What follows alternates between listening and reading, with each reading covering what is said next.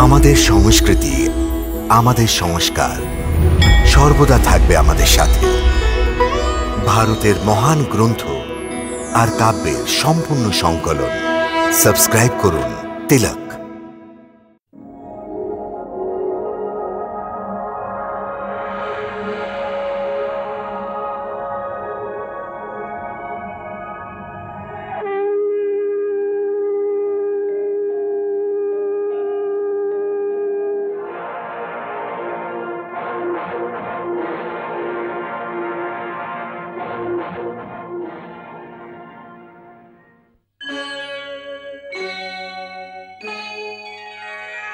Krishna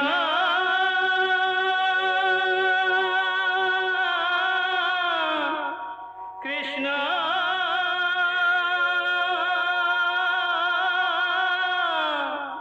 Hare Krishna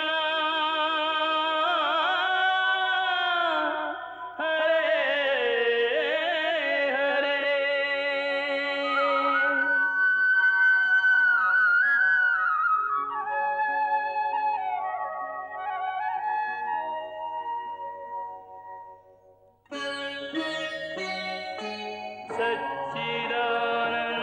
सच्चिदानन्दरूपाय विश्वोत्पत्त्यादिहेतवे तापत्रयविनाशाय श्रीकृष्णाय वयं नमः।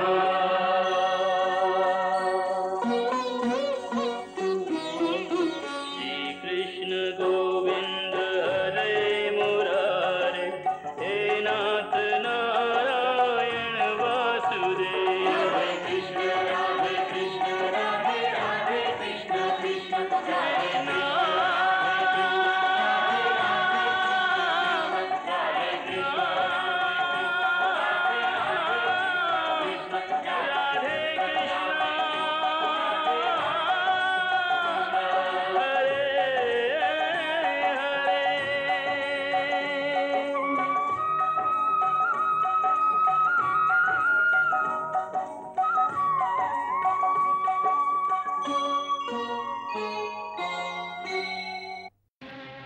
এমন মনে হয় যেন শকুনের চাল সফল হয়েছে।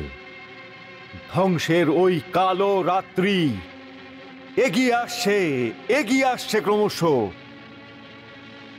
যেই রাত্রে ওই আগুনের শিখা জ্বলে উঠবে আগুন, যাতে পাণ্ডব বংশ পুরোপুরি ধ্বংস হয়ে যাবে ভাগ্নে, পুরোপুরি ধ্বংস হয়ে যাবে।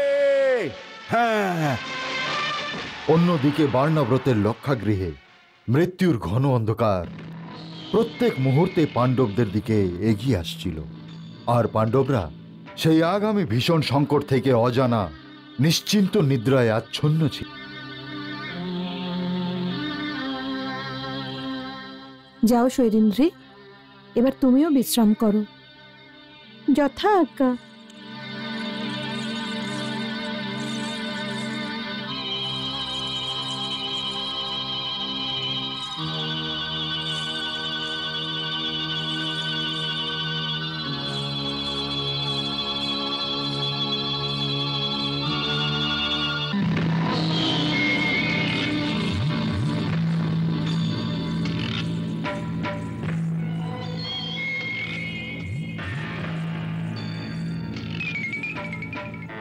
কি ব্যাপার, এত দেরি হলো কেন?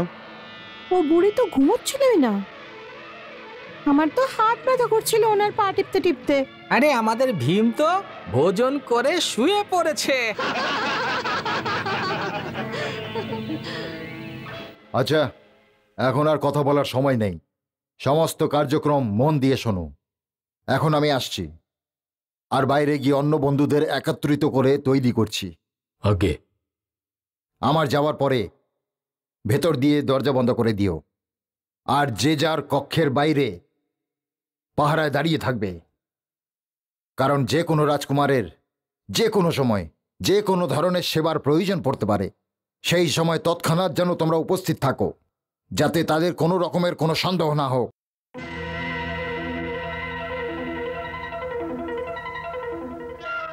আর শোনো, মধ্যরাত্রির পর তোমরা কোকিল কণ্ঠে 3 বার তোমরা আওয়াজ শুনবে। তখন বুঝে নিও যে আগুন লাগলো বলে। তাই তখন বাইরে বেরিয়ে যতদূর পালাতে পারবে পালিয়ে যেও, কারণ যখন লাক্ষাগৃহ জ্বলে উঠবে তখন তার আগুন ভীষণ ভয়ঙ্কর হবে, প্রচন্ড ভয়ঙ্কর। আচ্ছা, আমি এখন আসছি, তোমরা ভেতর দিয়ে দরজা বন্ধ করে নাও। যথা আজ্ঞা, চলো।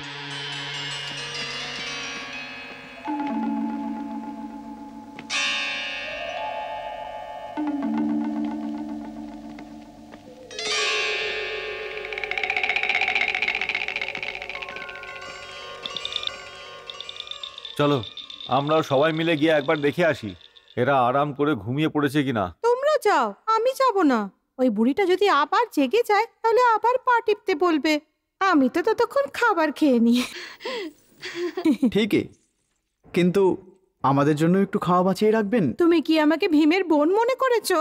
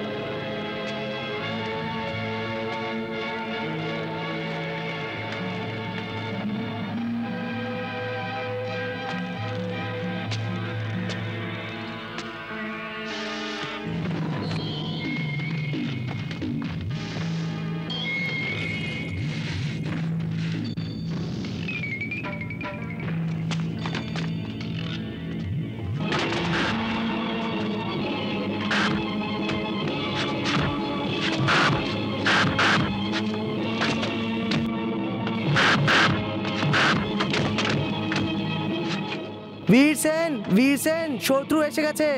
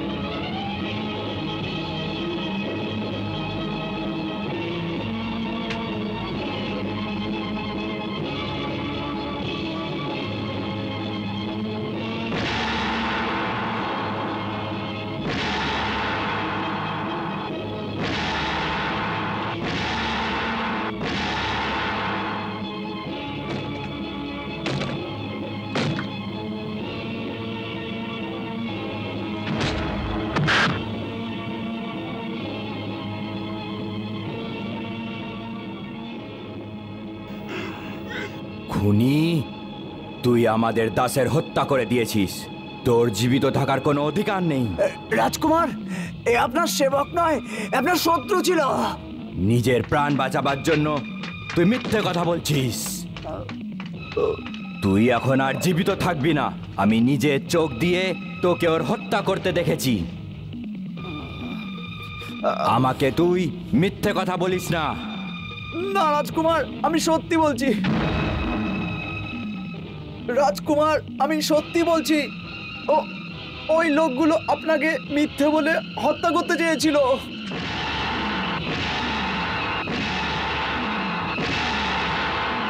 রাজকুমার, আমি সত্যি বলছি, এই লোকগুলো আপনাদের সবাইকে হত্যা করতে চেয়েছিল। মিথ্যে কথা বলছিস, তুই আর জীবিত থাকতে পারবি না।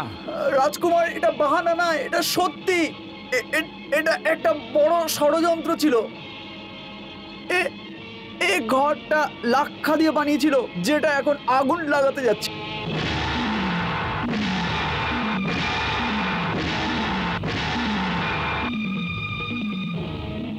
ভীম, ছেড়ে দাও ওকে, ছেড়ে দাও।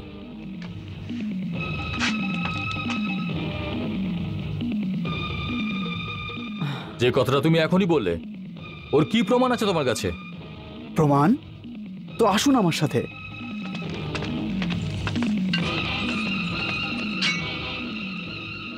এই দেখুন, এই দেখুন লাক্ষা। এই দেখুন, এই দেখুন লাক্ষা। এই দেখুন, এই দেখুন, এই পুরো ঘর লাক্ষা দিয়ে বানানো হয়েছে।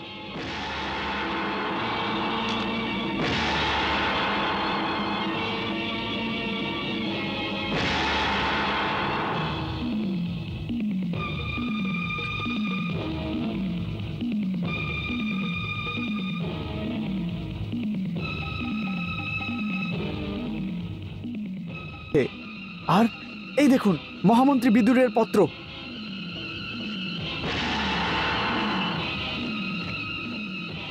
কাকার পত্র।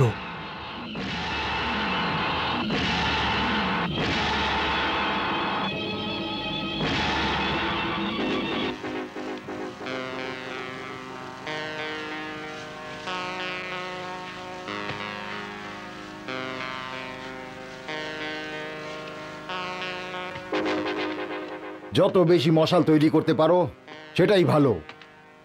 একসঙ্গে সম্পূর্ণ লাক্ষাগৃহ পুড়ে যাবে। মহামন্ত্রী বিদুর বারবার এই প্রার্থনা করেছিলেন যে আপনারা এখনই ব্রাহ্মণের বেশভূষা ধরে যত তাড়াতাড়ি হতে পারে হস্তিনাপুরের সীমা থেকে বেরিয়ে যান।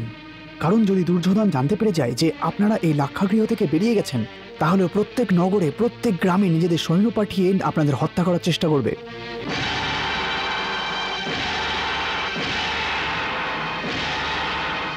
ঠিক সময় বুঝে বিদুর কাকা আপনাদের বাইরে আসার জন্য বলে দেবেন। এখন কৃপা করে এই বস্ত্রগুলো ধারণ করুন। এটির মধ্যে আমরা এদিক দিয়ে সুড়ঙ্গ খোঁড়া আরম্ভ করছি, আর ওই দিক দিয়ে আমাদের লোকেরা অতি শীঘ্রই সুড়ঙ্গ খুঁড়ে এখানে পৌঁছে যাবে।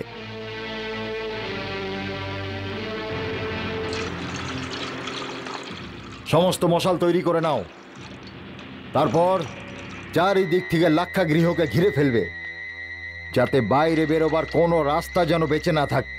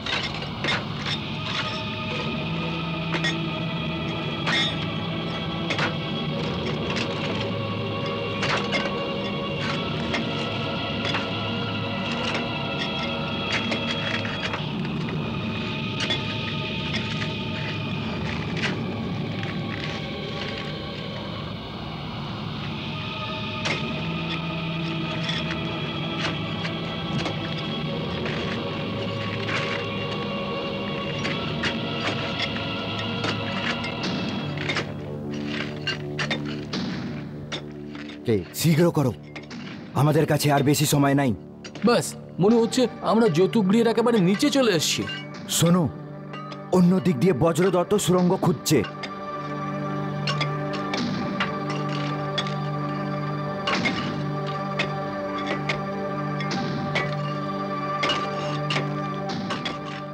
ওই শোনো, কোদালের শব্দ পাচ্ছি। হ্যাঁ, চলো তাড়াতাড়ি করো। হ্যাঁ।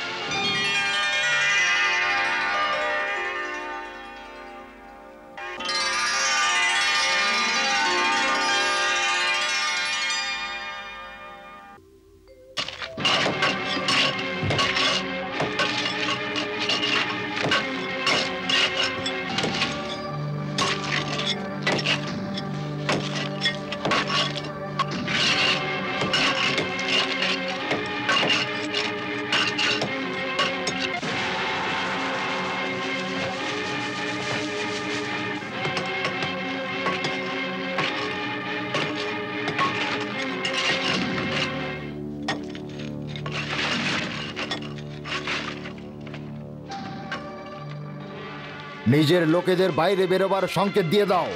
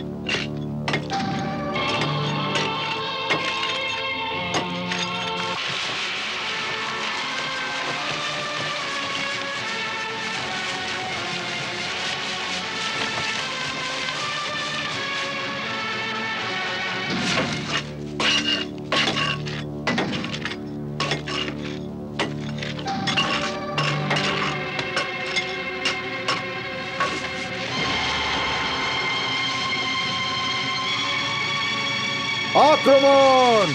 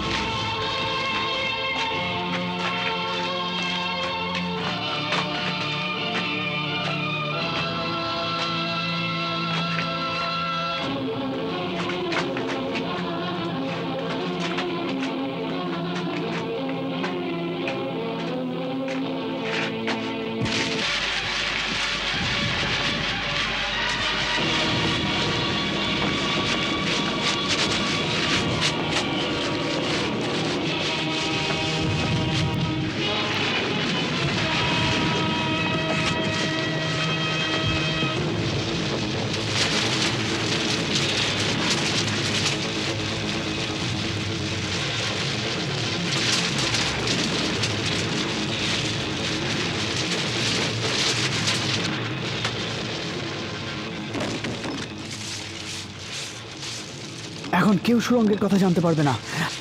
যুবরাজ, এখন তাড়াতাড়ি চলুন, নৌকা আমাদের জন্য প্রতীক্ষা করছে।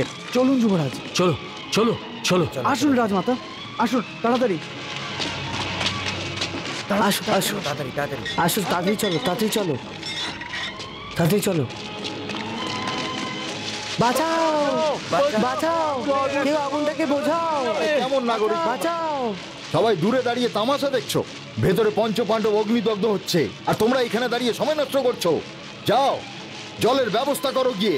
কেউ তো আগুন নেভাবার চেষ্টাটা অন্তত করো। যাও। চলো চলো চলো, পালাও পালাও, চলো আগুনটাকে বাঁচাও।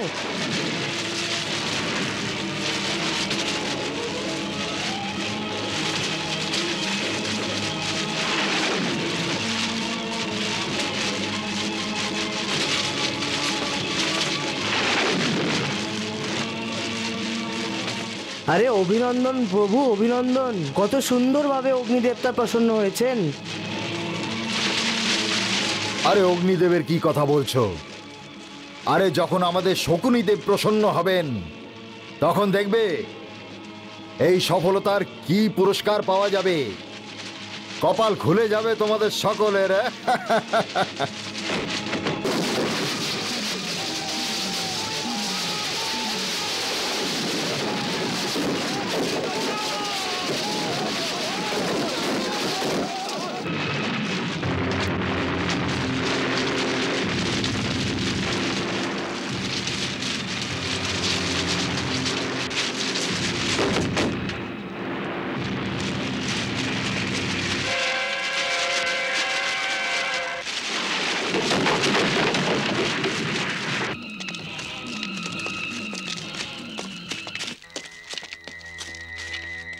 ওই পাহাড় পেরিয়ে সোজা উত্তর দিশার দিকে যাবেন।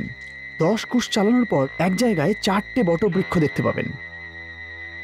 ওই ছোট বটবৃক্ষের পশ্চিম দিকে 20 ক্রোশ যাওয়ার পর একটা ছোট্ট পাহাড় দেখতে পাবেন। ওই পাহাড়কে অতিক্রম করার পর সোজা চলে যাবেন। ওখানে কোনো নগর নেই, শুধু কিছু বনবাসী জাতিই থাকে। আর ওখান থেকেই হস্তিনাপুর রাজ্যের সীমা শেষ হয়ে যাবে, আর পাঞ্চাল দেশের সীমা শুরু হয়ে যাবে। আপনারা পাঞ্চাল দেশের গ্রামে গ্রামে ব্রাহ্মণের বেশে ঘুরে বেড়াবেন। ওখানেই মহামন্ত্রীর পরিকল্পনার আপনি সন্ধান পাবেন।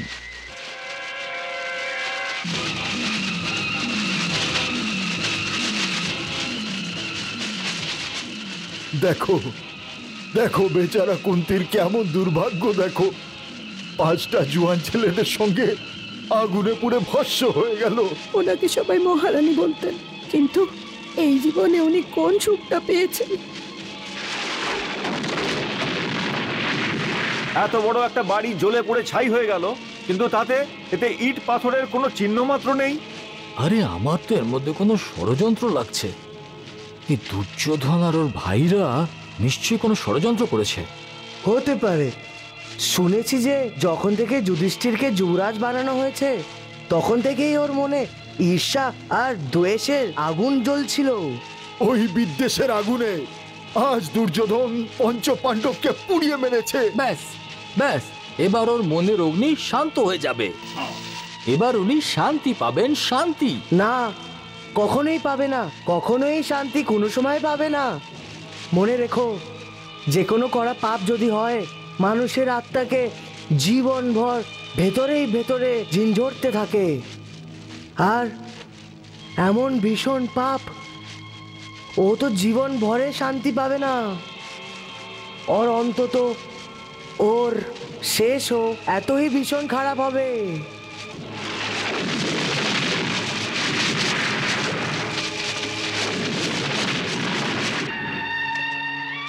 রাজমাতা এবং যুবরাজের শ্রীচরণে এই দাসের প্রণাম। বজ্রদত্ত, তোমার এই সাহায্যের জন্য আমরা সর্বদা তোমার কাছে ঋণী থাকব। বিদুর কাকাকে আমাদের প্রণাম জানিও। হ্যাঁ যুবরাজ, আর কাকাকে এই কথাটা বলবে যে ওই ভীম আর অর্জুনের শক্তির ওপরে সম্পূর্ণভাবে ভরসা করতে পারেন। আমাদের দুজনে জীবিত থাকতে থাকতে যুবরাজ যুধিষ্ঠিরের অধিকার কেউ ছিনিয়ে নিতে পারবে না। ওনাকে বলবে যে ওনার আজ্ঞা অনুযায়ী আমরা এখন অবশ্যই অজ্ঞাতবাসে চলে যাব, কিন্তু অনেক দিন পর্যন্ত ভিখারির এই ছদ্মবেশে থাকতে পারবো না। নিজের জ্যেষ্ঠ ভ্রাতাকে অধিকার ফিরিয়ে দেওয়ার জন্য অর্জুন নিজের ধনুষের নখ দিয়ে হস্তিনাপুরের দরজায় অবশেষে আঘাত করতে আসবে।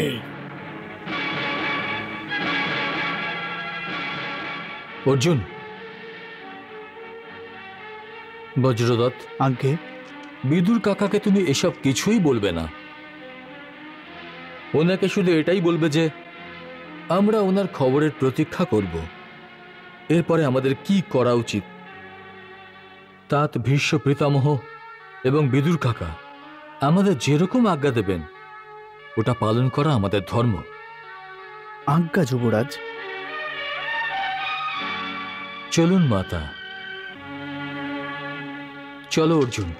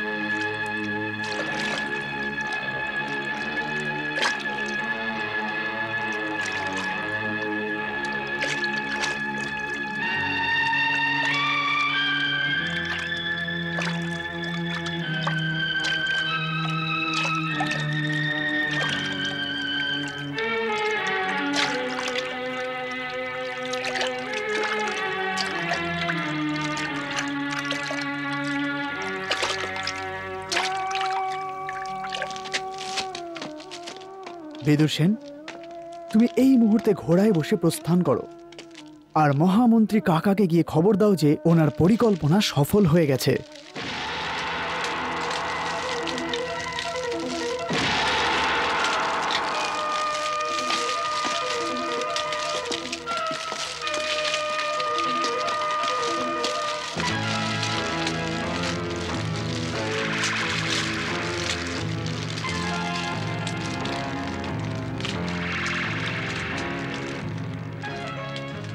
হে বিধাতা, আমার ভাগ্যেতে এই দৃশ্য দেখার কথা লেখা ছিল যে আমি আমার যুবরাজের এই অবস্থা নিজের চোখে দিয়ে দেখব। এখন আমি মহারাজকে কিভাবে মুখ দেখাবো? এই অগ্নিকাণ্ডতে আমাদের বর্ণাব্রতকে চিরকালের দিনের জন্য কলঙ্ক করে দিয়েছে। হে প্রভু, এই দৃশ্যটা দেখার আগে আমাকে মৃত্যু কেন হয়ে যায়নি? আমি মরে কেন গেলাম না? আমাকে ক্ষমা করে দিও মহারানী কুন্তী, আমি আপনার জীবনে রক্ষাও করতে পারলাম না।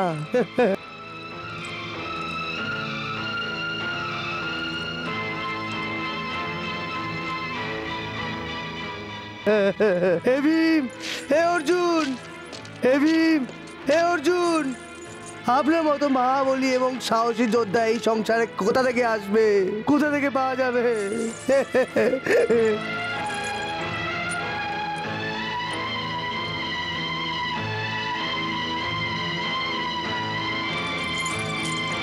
হে নকুল, হে সহদেব,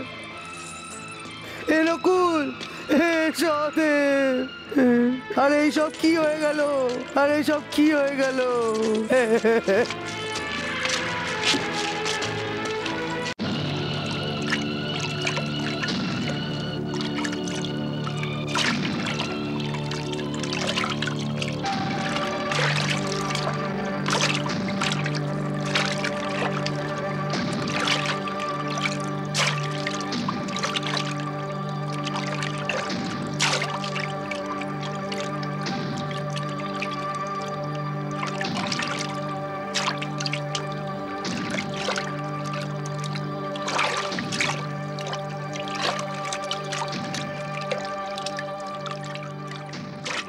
কি ভয়ঙ্কর ষড়যন্ত্র ছিল!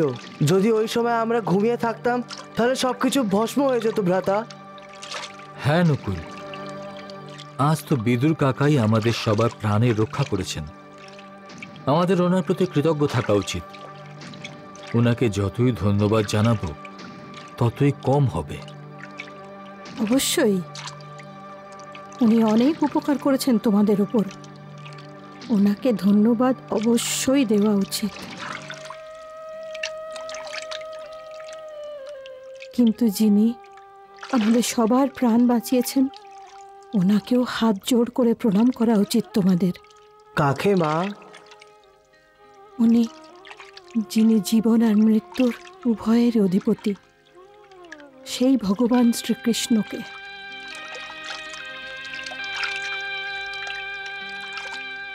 হে প্রভু, আপনি তো অন্তর্যামী, আপনি সর্বশক্তিমান। যদি কোনো মিত্র আমাদের সাহায্য করতে চান, সে আপনার কৃপা ছাড়া ও সাহায্য করতে সফল হবে না। আমাদের প্রাণের রক্ষা করেছেন, তাহলে আগের পথ সুগম করুন। এখন জানি না কিভাবে আর কোন অবস্থায় ঘুরে বেড়াতে হবে। হে দীননাথ, আমরা যেখানে যে অবস্থাতেই থাকি না কেন, এই দুঃখী মায়ের সন্তানদের প্রতি তোমার কৃপা দৃষ্টি বর্ষণ করো।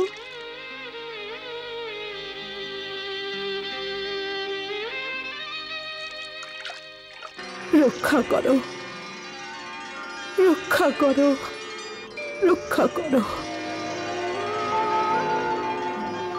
ये भजन्ति तुमां भक्त्या मयि ते ते शुचात्यहं सर्वदा प्रतिजानिहि न दे भक्ता प्रणयस्यति।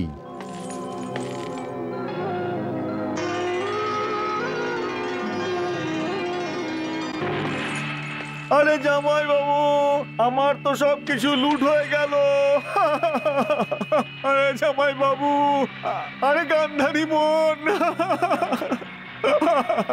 আরে জামাই বাবু গো, একটা খুব বড় অঘটন ঘটে গেছে।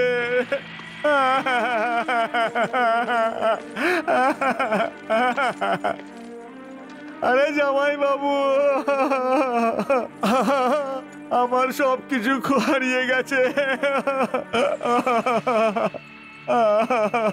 হস্তিনাপুরের ভাগ্য উল্টে গেছে, হস্তিনাপুরের ভাগ্য উল্টে গেছে, প্রদীপ নিভে গেছে।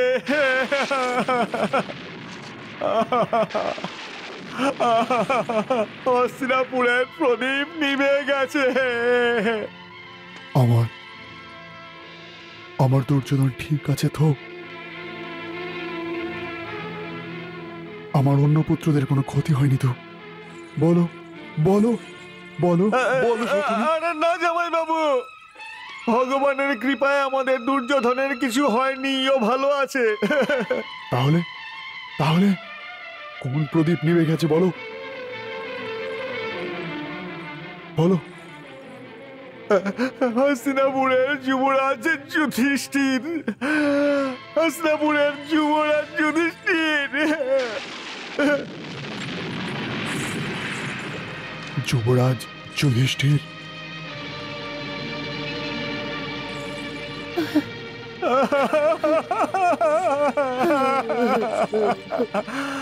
না, যুবরাজ যুধিষ্ঠির, যুধিষ্ঠির, হস্তিনাপুরের প্রদীপ কি হয়েছিল ওর? ওটা নিভে গেছে জামাই বাবু, ওটা নিভে গেছে, আর আমাদের ছেড়ে ও স্বর্গে চলে গেছে। না বাবা, ভগবান হস্তিনাপুরকে শোকের অন্ধকারে ফেলে ওই পৃথিবী থেকে চলে গেছে। কি বলছো তুমি শকুনি দাদা? যুধিষ্ঠির, আমার প্রিয় যুধিষ্ঠির মৃত্যু হয়ে গেল? এই দুর্ঘটনা কি করে হলো? কি করে হলো এই দুর্ঘটনা? আমাদের দুর্ভাগ্য গান্ধারী, আমাদের দুর্ভাগ্য। এই ঘাটাকে কুন্তী বোন আমার কি করে সহ্য করবে? এইটা শুনে ওনার কি দশা হয়েছে হবে? এই সময় কোথায় আছে, কোথায় আছে তিনি? আরে ও তো ওর সাথেই ওইখানে উপরে চলে গেছে। অর্থাৎ? তার মানে ও ওর 5 ছেলের সঙ্গে ওখানে স্বর্গে চলে গেছে। না মহারাজ, আরে স্বর্গলোকে চলে গেছে গো। কি বলছো শকুনি? কুন্তী নিজের পুত্রের সাথে স্বর্গে চলে গেছে? অর্থাৎ সবাই একসাথে চলে গেছে?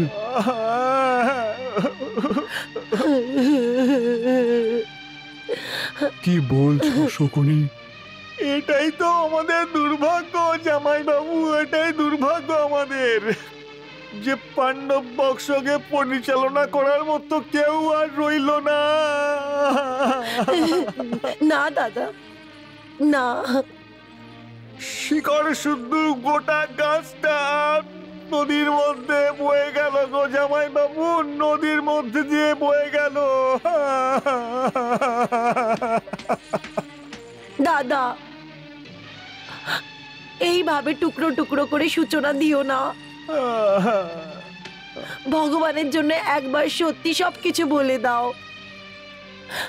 কি কুন্তী বোন আর ওনার 5 পুত্র কাল যুদ্ধের পরিণতিতে একই সাথে চলে গেছে, একই সাথে চলে গেছে।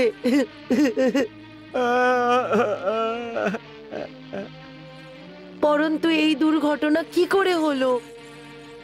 কি করে হলো এই দুর্ঘটনা? কি করব গান্ধারী বোন, আমি কি করব? আমার এই মনটা ভেঙে টুকরো টুকরো হয়ে গেছে। এই জন্যে সমস্ত ঘটনার বর্ণনা আমার জিভ দিয়ে টুকরো টুকরো হয়ে বেরিয়ে যাচ্ছে।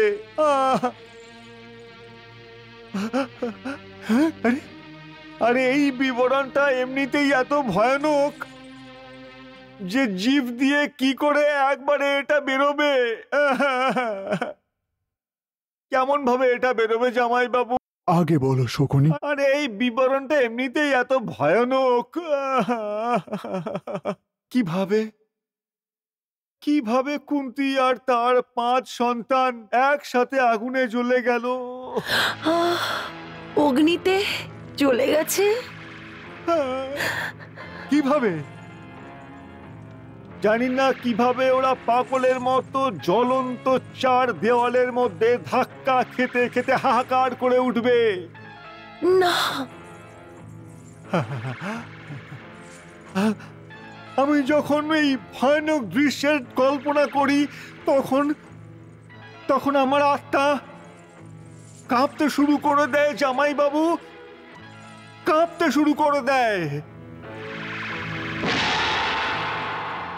জানি না কিভাবে ওই বাড়িতে আগুন লেগে গেল। ওটা এমন আগুন যেটা 4 দিক থেকে ওই বেচারাকে ঘিরে ফেলে নিল।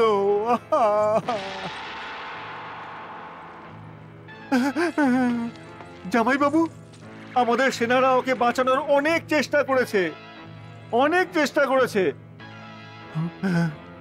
নগরের সমস্ত লোকজন বাসনপত্রে জল ভরে ভরে নিয়ে এসেছে, ভর্তি করে নিয়ে এসেছে, কিন্তু আগুন এতটাই তীব্র ছিল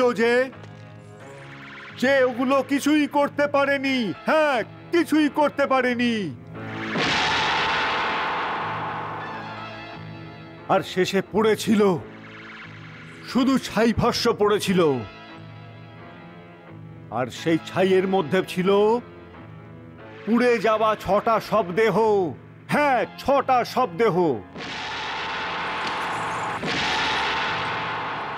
কুন্তী আর ওর 5 পুত্রের 6টা কঙ্কাল।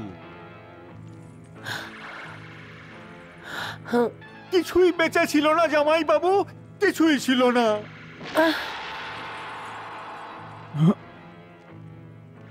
6টা কঙ্কাল বেঁচে ছিল, 6টা কঙ্কাল।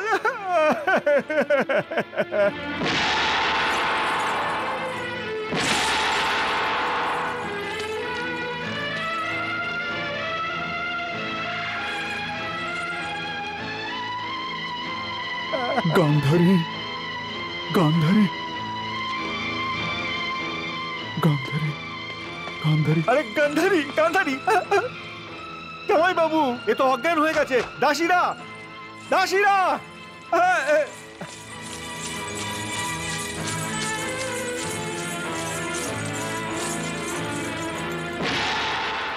আরে দাসীরা, যা তাড়াতাড়ি এসো, তাড়াতাড়ি এসো, তাড়াতাড়ি এসো। মহারানীর কি অবস্থা দেখো, দেখো কি হয়েছে দেখো। সাবধান, সাবধানে একে ভেতরে শোয়ার ঘরে নিয়ে গিয়ে শুয়ে দাও ভালো করে। সাবধানে, সাবধানে উঠাও। হ্যাঁ, ঠিক হয়ে যাবে জামাইবাবু, ঠিক হয়ে যাবে, সব কিছু ঠিক হয়ে যাবে, ঠিক হয়ে যাবে জামাইবাবু, সব ঠিক হয়ে যাবে।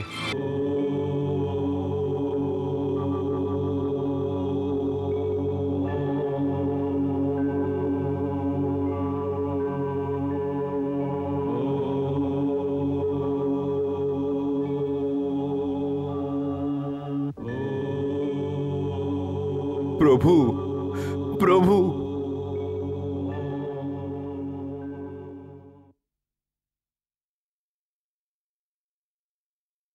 প্রভু, একটি অনেক বড় দুঃখের খবর এসছে প্রভু, অনেক বড় দুঃখের খবর। কি হয়েছে আক্রুর মশাই? কি খবর? কার খবর? পাণ্ডবদের। পাণ্ডবদের? কি হয়েছে পাণ্ডবদের? বলুন আক্রুর মশাই, কি খবর নিয়ে এসেছেন? কিছু তো বলুন আক্রুর মশাই, কি খবর এনেছেন? কোনো দুর্ঘটনা তো হয়নি? হ্যাঁ প্রভু। কি ধরনের দুর্ঘটনা? কি দুর্ঘটনা আক্রুর মশাই, কি দুর্ঘটনা? কিছু তো বলুন। প্রভু, 5 জন ভ্রাতা নিজের মাতার সাথে বর্ণব্রতের তীর্থস্থানে ভগবান শিবের বার্ষিক পুজোর জন্য গেছিলেন। হ্যাঁ তো? এই মুহূর্তে হস্তিনাপুর থেকে খবর পেয়েছি যে বর্ণবতের রাজভবনে ওরা বিশ্রাম করছিলেন। ওই রাজভবনে রাত্রিবেলায় হতাহত আগুন লেগে যায় প্রভু, আগুন লেগে যায়। আগুন লেগে গেছে? হ্যাঁ প্রভু, 5 জন ভ্রাতাই নিজের মায়ের সাথে। কি ঝুলে গেছে? হ্যাঁ প্রভু, জ্বলে ভস্ম হয়ে গেছে, ভস্ম হয়ে গেছে। মহারাজ পাণ্ডবের কুলের সর্বনাশ হয়ে গেছে। না না, সর্বনাশ হয়ে গেছে প্রভু। কৃষ্ণ, তুমি কি কিছু শুনতে পেয়েছো? হ্যাঁ দাও ভ্রাতা, শুনেছি।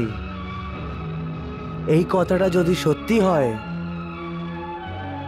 তাহলে ভীষণ দুঃখে। আমার বিশ্বস্ত গুপ্তচর এক্ষুনি হস্তিনাপুর থেকে এসছে। মহারাজ ধৃতরাষ্ট্র এবং রাজ পরিবারের অন্য সদস্যরা ওদের শ্রাদ্ধ করার জন্য যমুনার তীরে যাওয়ার প্রস্তুতি নিচ্ছেন। সেই জন্য আমি এই বার্তা নিয়ে এসেছি যে আপনাকেও এই সময় আপনার পিসি এবং ওদের পুত্রদের জলাঞ্জলি দেওয়ার জন্য ওদের সাথে যাওয়া উচিত। প্রভু, ওদের সাথে যাওয়া উচিত। ওখানে যাওয়ার কি প্রয়োজন আছে? ওখানে যাওয়ার প্রয়োজন এই জন্যই আছে কৃষ্ণ, যে ওখানে গিয়ে শোকাতুর পরিবারকে একটু সান্ত্বনা দেওয়া উচিত আমাদের। এই দুঃখের সময় কারো দুঃখ ভাগ করলে ওরা একটু সাহারা পাবে। এটা তো ঠিকই বলছো দাও ভ্রাতা, কিন্তু দুঃখ তো ওর সাথে সাজা করতে হয় যে দুঃখী। কিন্তু ওখানে কে কেউ দুঃখী আছে? রাজ পরিবারে এমন কেউ আছে যে পাণ্ডবদের মারার পর শোকে আতুর হয়ে পড়েছে? কি? হ্যাঁ দাও ভ্রাতা, ওদের সব দুঃখ শুধু দেখানোর জন্য। এমনকি স্বয়ং মহারাজ ধৃতরাষ্ট্রর মনেও এই সময় একটি লুকোনো আনন্দ দেখা যাচ্ছে।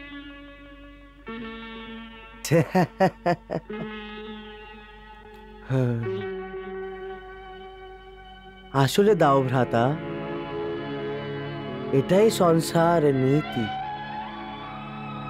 যারা মরে যায় কেউই অশ্রু জল ফেলে না। স্বামী স্ত্রী, ভাই বোন, পুত্র পুত্রী সবাই নিজেরই লোকসানের জন্য অশ্রু জল ফেলে।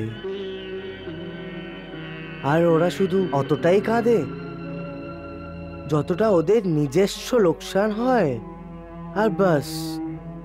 অন্যথা যে মরে যায় তার জন্য কেউ চিন্তা করে না, আর না কেউ কাঁদে, কেউই না, শুধু একজন ছাড়া।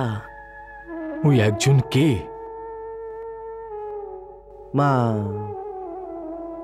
মায়ের দুঃখ নিঃস্বার্থ হয়। শুধু মায়ের প্রিয়রা এই নিশ্চল হয়, আর কাউরই হয় না।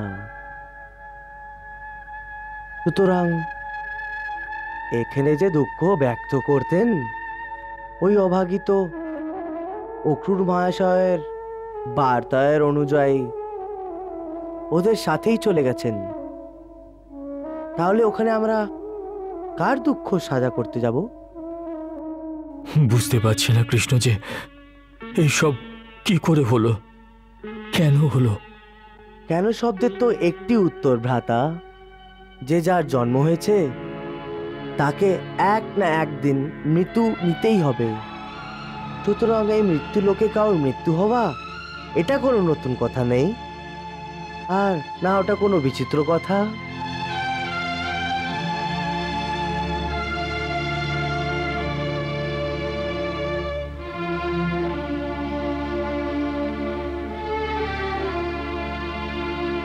এই কথাটা বিচিত্র নয়, কিন্তু যেটা আমি এখন দেখতে পাচ্ছি ওটা অবশ্যই বিচিত্র।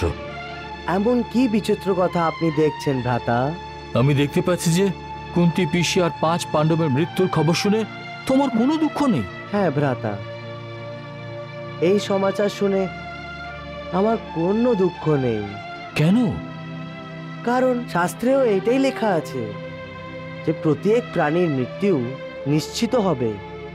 সুতরাং জ্ঞানী মানুষকে কারোর মৃত্যুতে শোক করা উচিত নাই। জ্ঞানী মানুষ? হ্যাঁ। তুমি ভগবান থেকে মানুষ কখন হয়ে গেলে?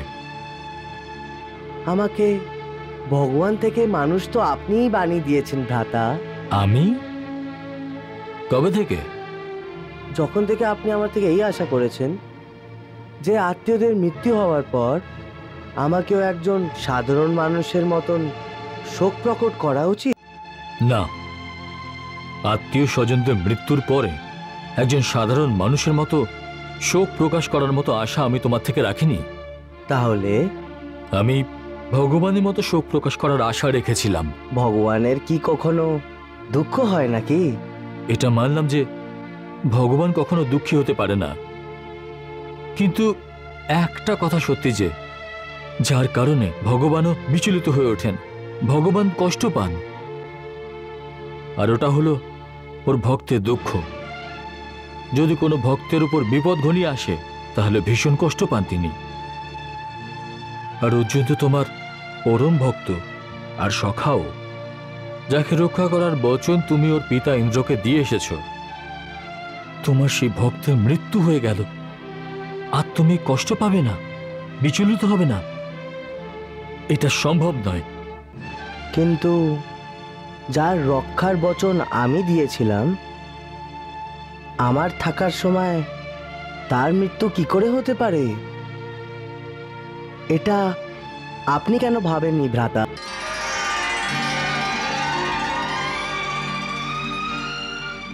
না না, আমি বিশ্বাসই করতে পারছি না যে 5 জন পাণ্ডবী নিজের মাতার সাথে ওই ভবনে জ্বলে মরে গেছে।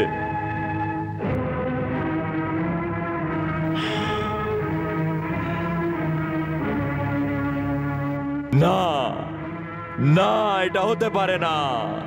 কিন্তু যা হয়ে গেছে সেটা কি করে মিথ্যে প্রমাণ করবেন? আচার্য, আপনি তো আপনার শিষ্যধরদের ভালো করেই জানেন যে অর্জুন এবং ভীম এমন সাহসী যোদ্ধা যারা ওই মহলে জ্বলে মরে যেতে পারে না। না, কখনোই না। যদি ভীম চাইতো তাহলে একটা কাঁধের ধাক্কা দিয়ে ওই ভবনের 12 দেয়ালগুলো ভেঙে নিজের রাস্তা করে নিত। আর অর্জুনের মতন ধনুর্ধর কি কোনো ইঁদুরের মতন মারা যেতে পারে? ও নিজের একটি ব্রহ্ম অস্ত্র দিয়ে জল বর্ষা করতে পারত। যদি সম্পূর্ণ নগরে আগুন লেগে যেত তাহলে ও নিভে যেত।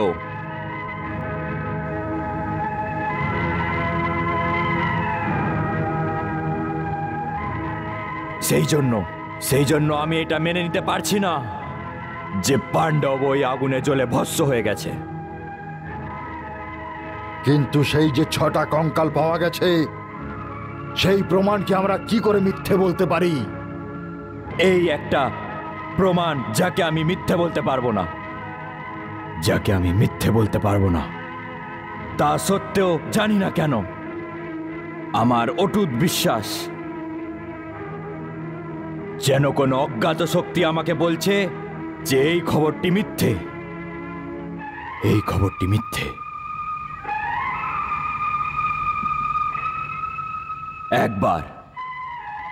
একবার সম্মানীয় ভ্রাতা বেদব্যাস আমাকে বলেছিলেন যে ইন্দ্রপুত্র অর্জুন সম্পূর্ণ সংসারকে জয় করে নিজের জ্যেষ্ঠ ভ্রাতা যুধিষ্ঠিরকে চক্রবর্তী রাজা বানাবে। আর জ্যোতিষবিদ্যার অনুযায়ী অর্জুনের জন্ম তালিকাও এটাই বলে। তাহলে আচার্য বেদব্যাসের বচন কি করে মিথ্যে হতে পারে? জ্যোতিষ শাস্ত্র কি করে মিথ্যে হতে পারে? কখনো কখনো অঙ্কেও ভুল হতে পারে, কারণ মহামুনি বশিষ্ঠ স্বয়ং রামের রাজ্যাভিষেকে শুভ মুহূর্ত নিশ্চিত করেছিল। আর সেই শুভ মুহূর্তেই রাম রাজ সিংহাসনের পরিবর্তে বনবাস পেয়েছিল। তাই কখনো কখনো জ্যোতিষ গণনায়ও ভুল হতে পারে। কারণ কুন্তী আর পঞ্চ পাণ্ডবের 6 জনের কঙ্কাল পাওয়া গেছে। ওটা তো সত্যি। কিন্তু আচার্য, যদি আমি এই কথাটাকে সত্যি মেনে নিই কি ওই 6টা কঙ্কাল পাণ্ডবেরই, তাহলেও আমি এইটা কখনোই মানতে পারবো না যে ওদের মতন পরাক্রমী বীর একটি জ্বলন্ত গৃহের মধ্যে জ্বলে মরে গেছে। হ্যাঁ, এইটা হতে পারে যে খাবারে বিষ মিশিয়ে ওদের মেরে ফেলা হয়েছে, আর তারপরে ওই বাড়িতে আগুন লাগিয়ে ওদের জ্বালিয়ে দেওয়া হয়েছে। হ্যাঁ, এটা সত্যি হতে পারে। কত ভয়ঙ্কর ষড়যন্ত্র করেছে ওরা, কত ভয়ঙ্কর ষড়যন্ত্র। আর বিস্মিত করার কথা এই যে বিদুরের গুপ্তচরদের কাছেও এই খবরটা ছিল না।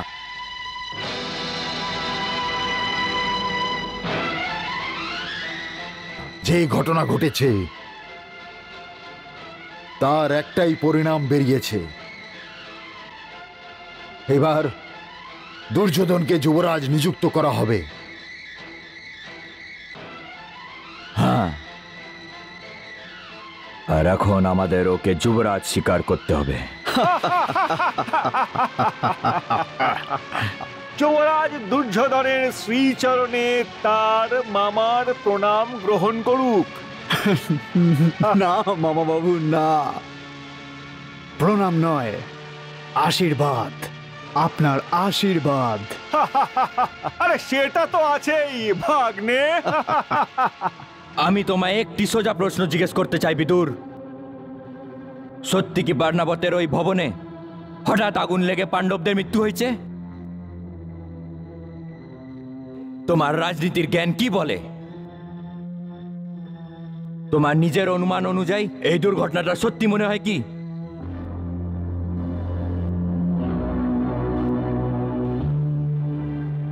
দেখো বিদুর, তুমি আমার সাথে রাজনীতির ভাষায় কথা বলবে না।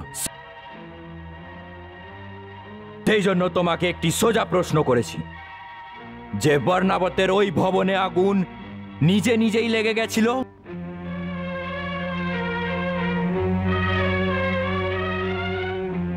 দেখো, যদি সত্য জেনে থাকো তাহলে স্পষ্ট বলো, আর যদি সত্যি কি সেটা না জানো তাহলে নিজের অনুমান অনুযায়ী বলো।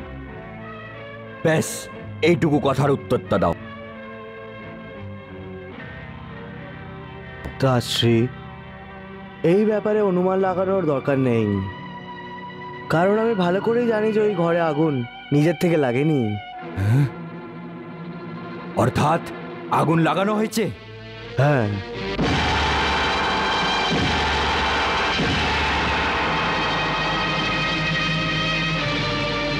এখন দ্বিতীয় প্রশ্ন, যখন আগুন লাগানো হয়েছে তখন কি পাণ্ডবরা ওই বাড়ির মধ্যে ছিল? হ্যাঁ।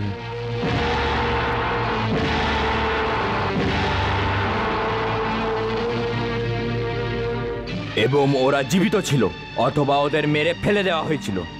হ্যাঁ, জীবিত ছিল এবং ভেতরে ছিল। জীবিত ছিল? তাহলে ওরা হুঁশে ছিল না বেহুশ ছিল? হ্যাঁ, হুঁশে ছিল। না, এটা মিথ্যে কথা। বিদুর, তুমি ভালোভাবে জানো যে ভীমের শরীরে 10,000 হাতির শক্তি আছে। ওর একটি মুষ্টির প্রহারেই ওই বাড়ির দেয়াল ভেঙে যেতে পারত। তা সত্ত্বেও ওই ঘরের দেয়ালকে ভেঙে ওরা বাইরে কেন বেরিয়ে আসেনি?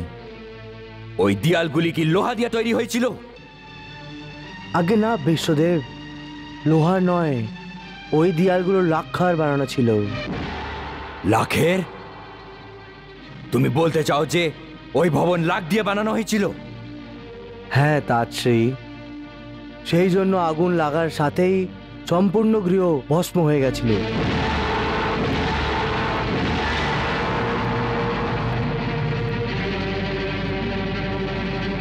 অর্থাৎ অর্থাৎ একটি লক্ষাগৃহ বানিয়ে ওদের হত্যা করা হয়েছিল? আগেই না, ওদের হত্যা করা হয়নি। তাহলে শুধু হত্যার চেষ্টা করা হয়েছে। শুধু চেষ্টা করা হয়েছিল, হত্যা হয়নি। চেষ্টা করা হয়েছে, হত্যা হয়নি, চেষ্টা করা হয়েছে। তুমি বলতে কি চাও বিদুর? তুমি কি চাও? শুধু এটাই তাৎশ্রী যে শত্রুরা পাণ্ডবদের হত্যা করার চেষ্টা করেছে, কিন্তু আমরা ঠিক সময়ে জানতে পেরে গেছি, সেই জন্য ওদের যোজনা সফল হতে পারেনি।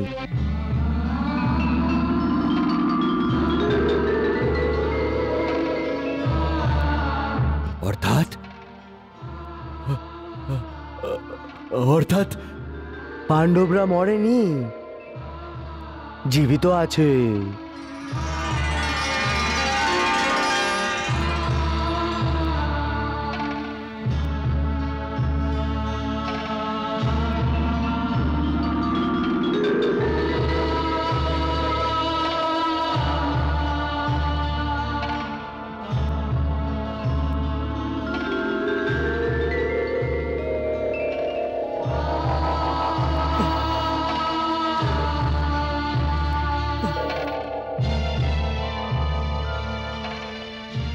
তাৎশ্রী, এটা শুধু আপনার আশীর্বাদ এবং পুণ্যের জন্যই সম্ভব হয়েছে, অন্যথা শত্রুরা আমাদেরকে পরাজিত করেই দিয়েছিল। শুধু আপনার পুণ্য এবং আশীর্বাদের জন্য সবাই বেঁচে গেছে।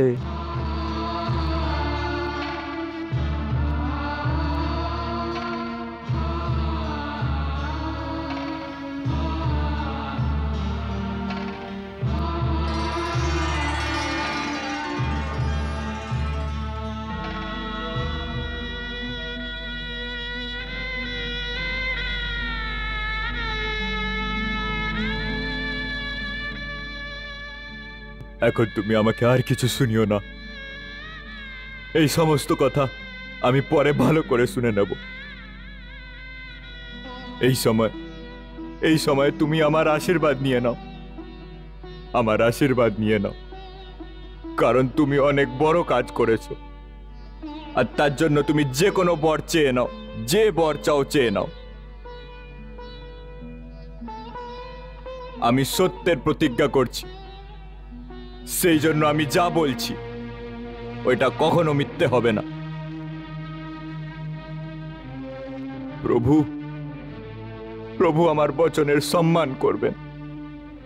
বিদুর, বিদুর, আমি তোমার কাজে অতি আনন্দিত, অতি প্রসন্ন হয়েছি, অতি প্রসন্ন। সেই জন্য তুমি যা চাও চেয়ে নাও, যা চাও চেয়ে নাও বিদুর।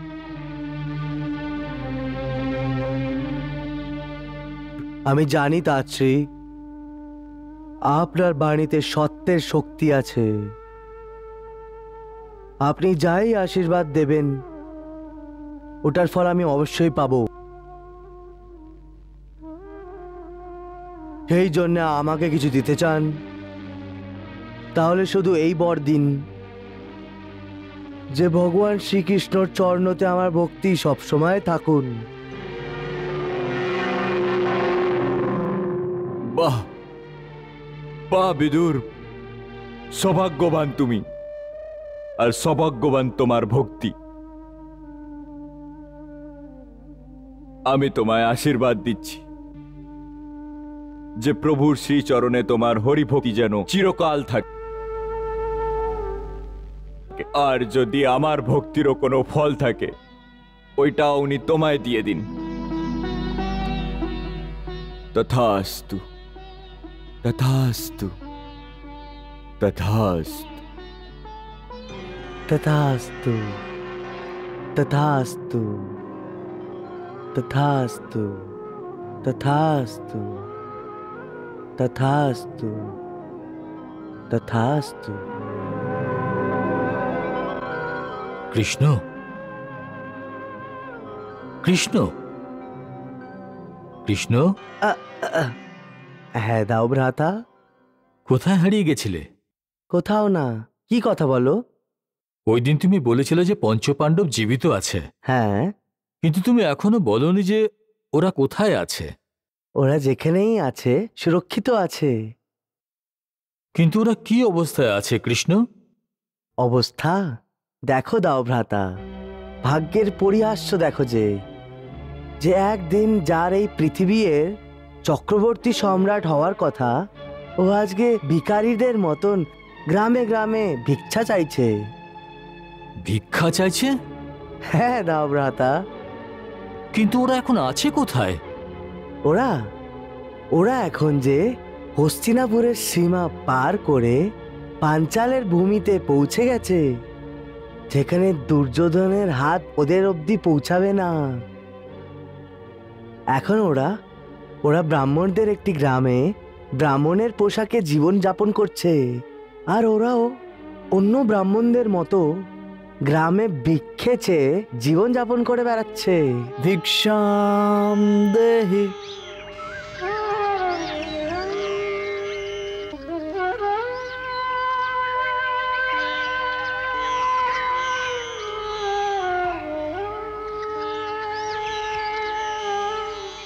সুখে থাকো দেবী।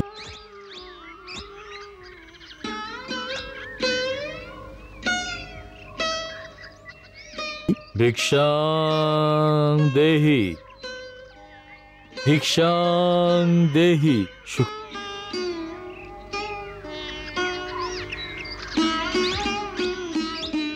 কি থাকবেন দেবী? জাস্ট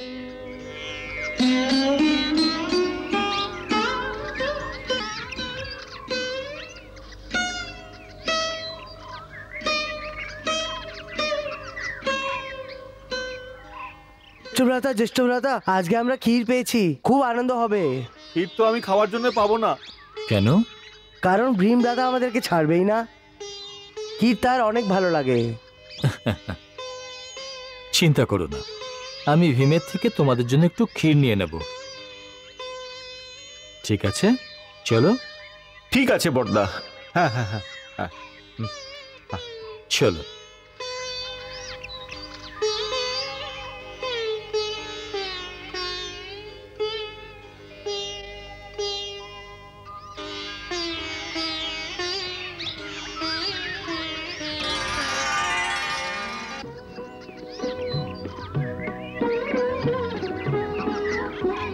মা, আমরা ভিক্ষা নিয়ে এসেছি। 5 জনে ভাগ করে খেয়ে নাও। কিন্তু ভাগ তো আপনাকেই করতে হবে মা। ভালো কথা, তোমরা স্নান করে নাও, আমি আসছি। আচ্ছা মা, ঠিক আছে।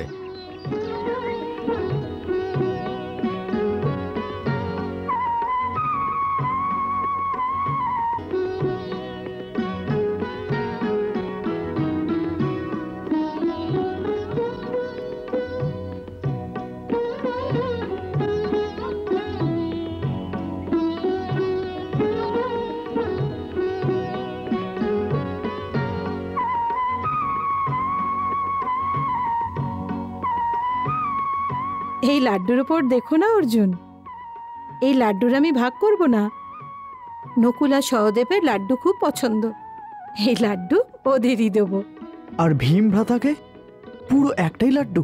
হ্যাঁ, সমস্ত ভোজনের মধ্যে অর্ধেক ভাগ ওরই থাকে। হ্যাঁ, আমার খাবারের ওপরে নজর দিও না, না হলে তোমার ভাগেরও খেয়ে নেব। অর্জুন দাদা, তুমি আমার লাড্ডুর ভাগটা নিয়ে নাও। ঠিক আছে ভ্রাতারা, আমরা ছোট ভ্রাতাদের ভাগ নিই না। আর বড় ভাইয়ের থেকে কিছু পাবেও না। ব্যাস, এই কষ্ট হয় মাঝের ভাই হওয়ার।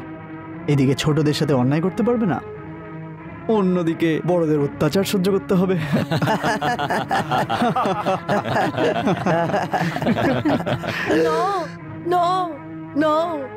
ভগবানের জন্য দয়া করুন, আমি বিধবা হয়ে যাব, আমার বাচ্চা অনাথ হয়ে যাবে, আমার জীবন নষ্ট হয়ে যাবে। দয়া করুন, কিছু তো দয়া করুন, এরকম অনার্থ করবেন না। আমার এই দশাতে দয়া করুন। আপনি এনাকে নিয়ে যাবেন তো তো আমার বাচ্চাদের জীবন নষ্ট হয়ে যাবে।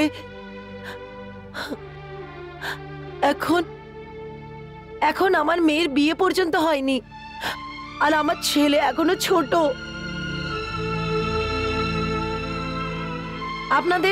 আপনার আমাদের উপর দয়া আসে না? দেবী, তোমাকে দেখলে আমার খুব মায়া জাগে, কিন্তু আমি কি করতে পারি? আমি অপারগ। এই দুঃখ তো সকল নগরবাসীর একই রকম। এই দিন যার সময় আসে, সেই দিন তার সংসারের মধ্যে এই রকমই অন্ধকার ঘনিয়ে আসে। কিন্তু এই ডাক তো প্রত্যেকের কোনো না কোনো দিন আসবে। কিন্তু এটা কি হতে পারে না যে আমার পালা 1 বছরের জন্য শীতগৃহ করে দেওয়া হোক, যাতে আমি আমার জোয়ান মেয়েটির বিয়ে দিয়ে যেতে পারি। সেই জন্য আমাকে 1 বছরের জন্য সময় দাও। এটা আমার পুত্রের জীবনের প্রশ্ন। গঙ্গাধর বাবু, এটা শুধু আপনার মেয়ের একমাত্র প্রশ্ন এটা নয়, বরং এই নগরের হাজারো মেয়ের এই একটাই প্রশ্ন। আজ প্রত্যেক ঘরের এই একটাই পরিস্থিতি, তাহলে কে যাবে ওই রাক্ষসের পেটের ভোজন হওয়ার জন্যে? গঙ্গাধর বাবু, আপনি নিজেও উপস্থিত ছিলেন সেই সভায়, যাতে ওই নরখাদক রাক্ষসের সঙ্গে একটা বোঝাপড়া করা হয়েছিল।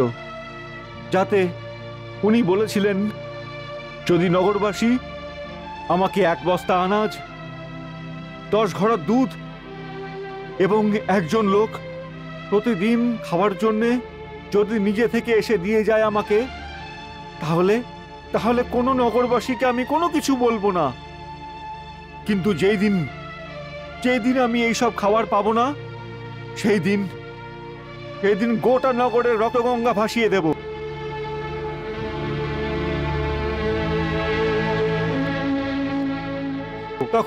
তখন আমরা সবাই মিলে এটা ঠিক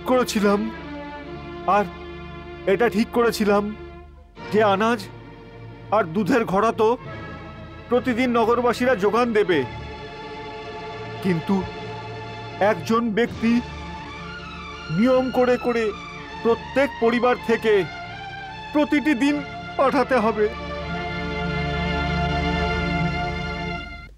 মহাশয়, এখন প্রস্থান করার জন্য প্রস্তুত হন। না, হে মহোদয়, হে ব্রাহ্মণ শিরোমণি, আপনি তো আমাদের সমাজের অগুয়া হচ্ছেন। এই জন্য আমার একটা প্রার্থনা আছে, যেটাকে আপনি স্বীকার করার জন্য কৃপা করুন। বলুন দেবী। আজ আমাদের ঘরের পালা, ওই নরভক্ষীকে একটা মানুষ দেওয়া হোক খাওয়ার জন্যে। এই জন্যে আপনাকে এই ঘরের থেকে একটা মানুষ চাই। তো ব্যাস, আপনার কাছে একটা প্রার্থনা রয়েছে, কি আমার স্বামীর জায়গায় আমাকে পাঠানো হোক। এইটাতে আপনাদের কোনো আপত্তি হওয়া উচিত না। কোনো আপত্তি নয়? আমাদের কোনো আপত্তি নেই। কিন্তু আমার আপত্তি আছে। আমি বেদ মন্ত্র অনুযায়ী বিধি মেনে এনার সাথে বিয়ে করেছিলাম। এর মাতা পিতা আমাকে কন্যা দান করার সময় আমার থেকে এই বচন নিয়েছিল যে আমি ওকে আমার গৃহস্থ জীবনের সহধর্মিণী, এমনকি নিজের ঘরের সম্পূর্ণ অধিকার দেব। আমি আমার সবকিছু একে দিয়ে দেব, আর আমি সর্বদা এর রক্ষা করব। সুতরাং আজ আমি আমার জীবন রক্ষা করার জন্য নিজের ভালো এবং সুশীল এরকম সতী সাবিত্রীর মতো জীবন বলি আমি কখনোই দিতে পারবো না, কখনোই পারবো না। এটা ধর্মবিরুদ্ধ।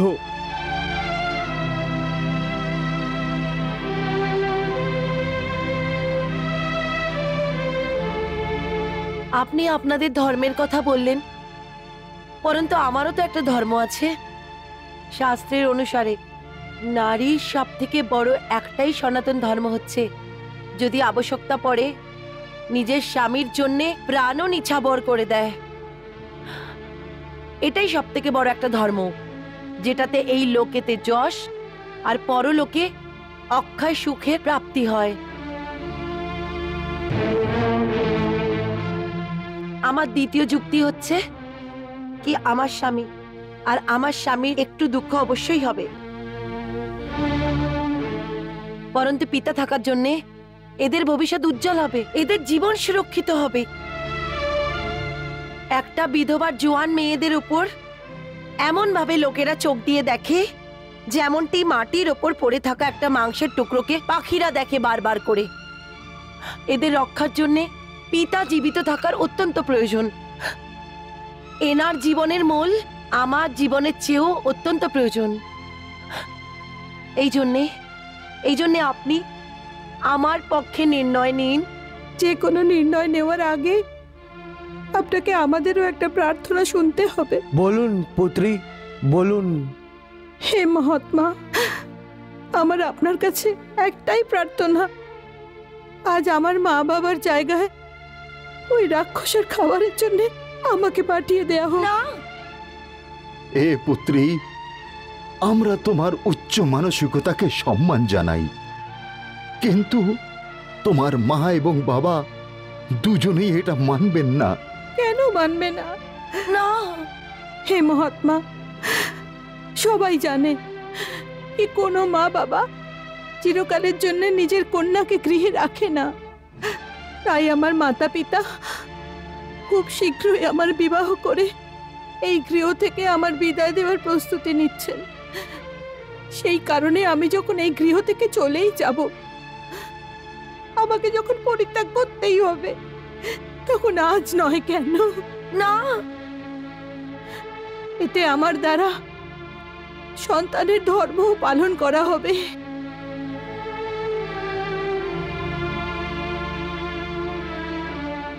শাস্ত্র অনুসার সন্তানের এটাই পরম ধর্ম। এই সময় আসলে সে মাতা আর পিতাকে সংকট থেকে রক্ষা করবে।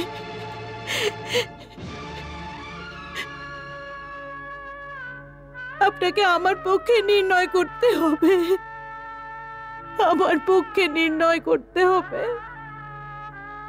না, কিন্তু তবুও কোনো একটা সিদ্ধান্ত তো নিতেই হবে। একটু দাঁড়ান মহাত্মা।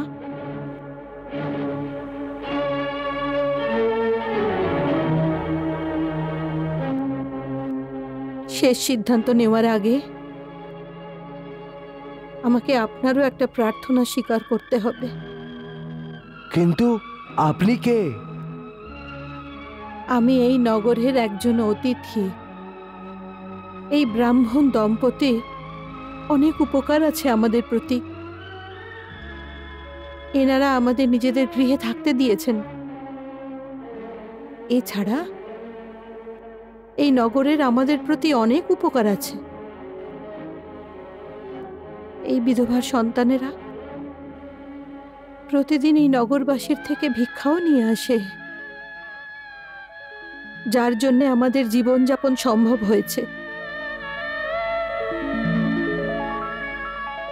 যে নগর আমাদের বিপদকালে আশ্রয় দিয়েছে, আমাদের প্রতিদিন ভিক্ষা দিয়েছে, তার প্রতি আমাদেরও একটা উত্তরদায়িত্ব আছে। হে মহাত্মা, আপনাদের কাছে প্রার্থনা করছি কি আজ এই তিনজনের জায়গায় আমার এক পুত্রকে যেতে আজ্ঞা দেয়া হোক। না না, এরকম হতে পারে না, এরকম হতে পারে না। নিজের রক্ষার জন্য শরণে আসা, নিজের রক্ষার জন্য শরণে আসা, শরণার্থীদের সংকটে ফেলা এমন একটি কঠোর পাপ যা পরম নিন্দনীয়।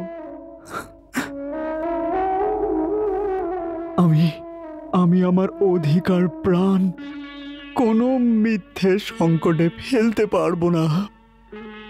এটা কখনোই সম্ভব না, কখনোই না।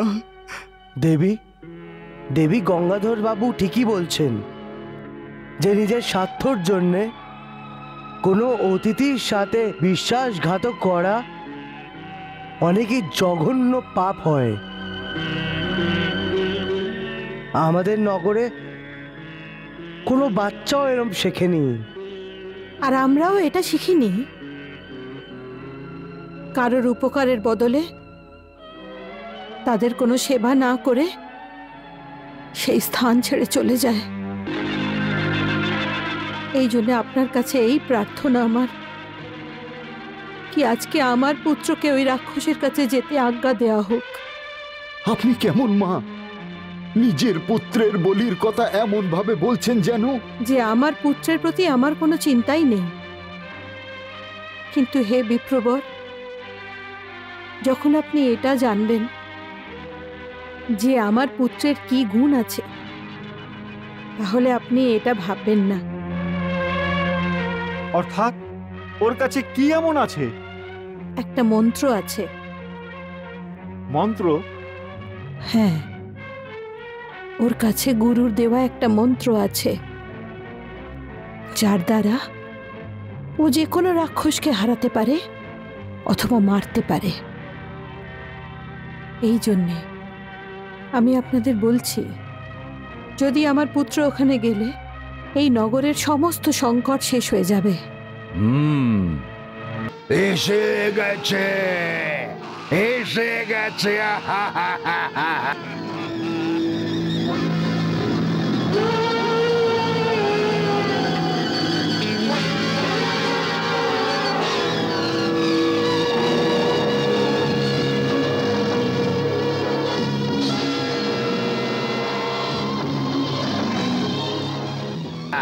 পায়েস, বাহ পায়েস, আজ তো আমার মন ভরে গেল।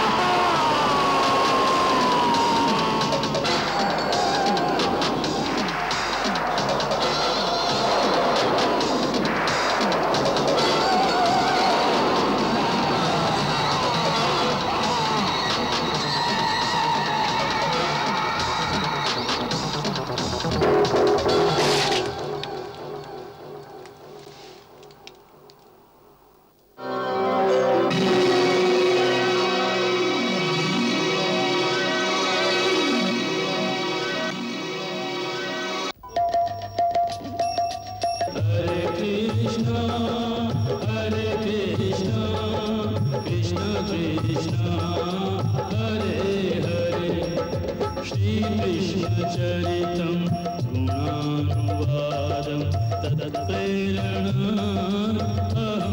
करोमि मम भावगीतं हृदयस्य प्रीतं त्वत्पद्मपादे समर्पयामि हरे राम राम राम हरे हरे हरे कृष्ण कृष्ण कृष्ण हरे कृष्ण